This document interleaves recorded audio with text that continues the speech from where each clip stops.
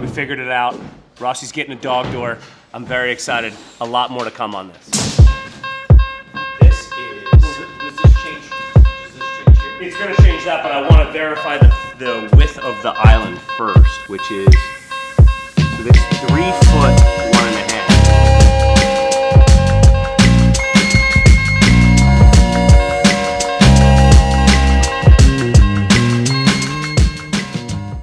To 3.8. I just want. You keeping this brick wall?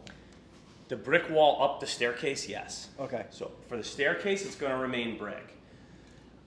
What I'm wondering is, can we get rid of this bump out? That's your chimney. But I don't need it. Hell of a lot easier. Yeah. Because if I pick up another 2 inches and we're 3.6, that means dining goes to another 2 inches. That's 8. That's a 9 foot dining area. That's perfect. So solving problems, dude. You have no idea. My weekend, I was spinning. Listen, you have before you had an open concept, so things were probably a lot harder. This would be a lot easier. You know, I'm glad that we talked about this because I was aiming to get the stairs done like ASAP. Because I got to call the stair guy. Dynamite. Once we get everything open. Okay. Then there's a lead time on the staircase not long, but no, I get it. And this is a bitch for building materials. So like, you know. Okay, so let's finish measuring this. Let's measure this. It's at 3.6.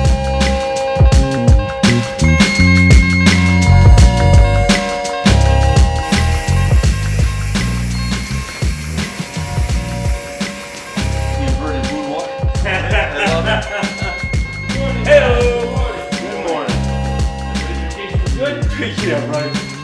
I was stressing out about my staircase all weekend. No, I feel good now.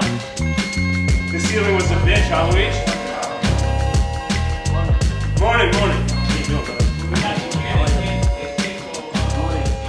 This is what I wanted to get your opinion on. So this is, I'm gonna move this to 3 foot. I'm not worried about that. But what I did here, I pulled the staircase back instead of having this all open to below. Right. And I did, if you look at the cross section, I checked the code that the head clearance is 80 inches. 80 inches. For this, the standard code is 84, but in an R2 building, it's 80. Gotcha. So I actually got 84. So basically I brought the stair opening back to match with the tread for the 84 inches. So I knew that we were clear from a code standpoint. And then that puts us, so that gives me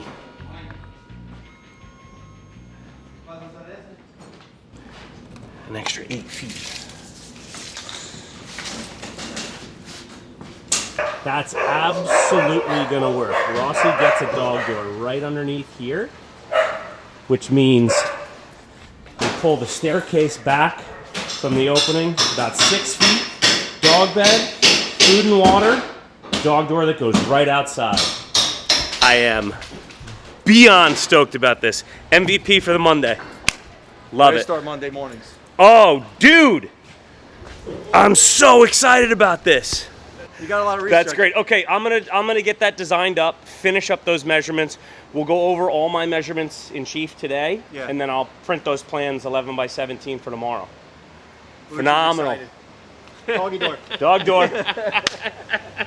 Yes.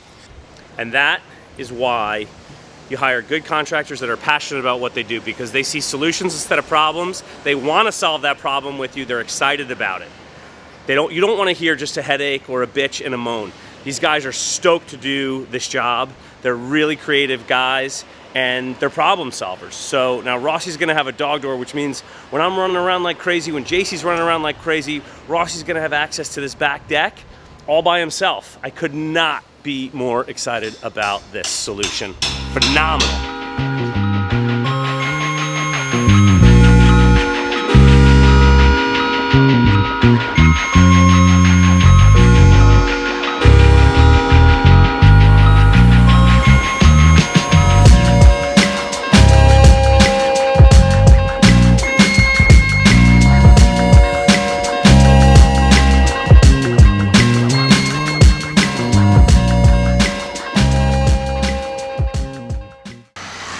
Last week, Julie from Aquarius came down, met with Matteo and I, and went over the spacing for the fire pole.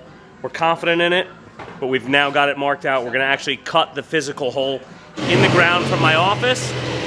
That's gonna allow us to be absolutely certain of where the pole's gonna sit, where the fire door enclosure is gonna be, and then I can release the door from Clopay. It's a completely custom garage door. We cannot mess around.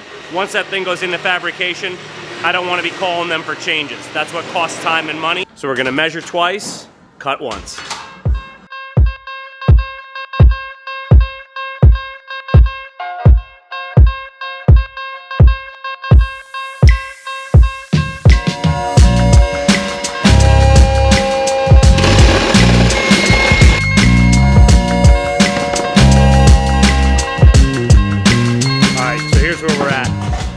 I have like 99% sure that the original fire pole was in this front corner.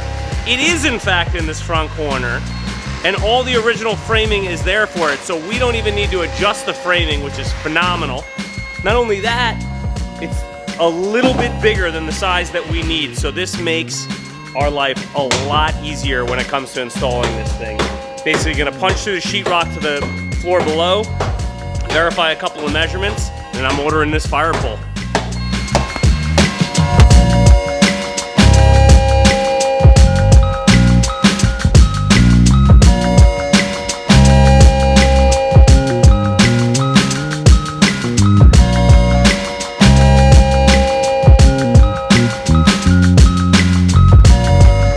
Oh, Christ. Not the way I want to start a Monday.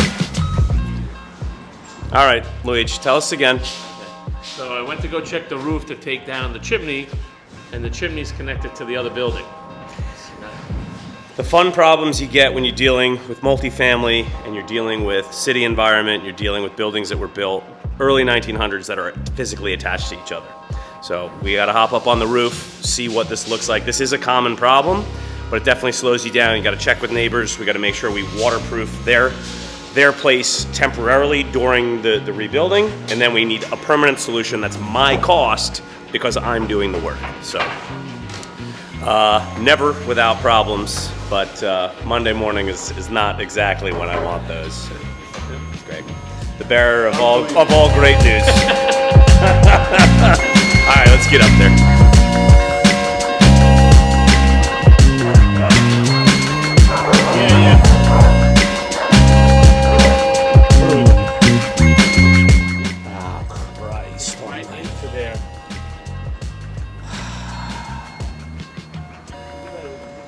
So this is the issue right here. So this is their siding on their house. This is my chimney. And basically the siding stops because they can't run the chimney through the brick. So this has to come down. We're gonna have to give them a permanent vinyl siding solution to make sure it matches. But in the meantime, we do need to make sure that we temporarily waterproof them until we get a full waterproof solution there. Ah, that's a pain in the ass, man. Is there could we support this from below with like some additional framing so we don't even have to take this down? I mean, we take out a couple of courses of brick, maybe frame in like somewhat of a plumber's box out of 2x8s or something to support this weight, put some joist hangers on the upper ceiling structure from the underside. Is it super low? No, from the roof rafters. Not the ceiling framing, the roof rafters. And then we don't touch this. We don't bother anybody's anything. And we can safely take the brick down inside. That might be a solution. Solutions. That might be a solution. Yeah. Right? Let's ask Matteo what he thinks.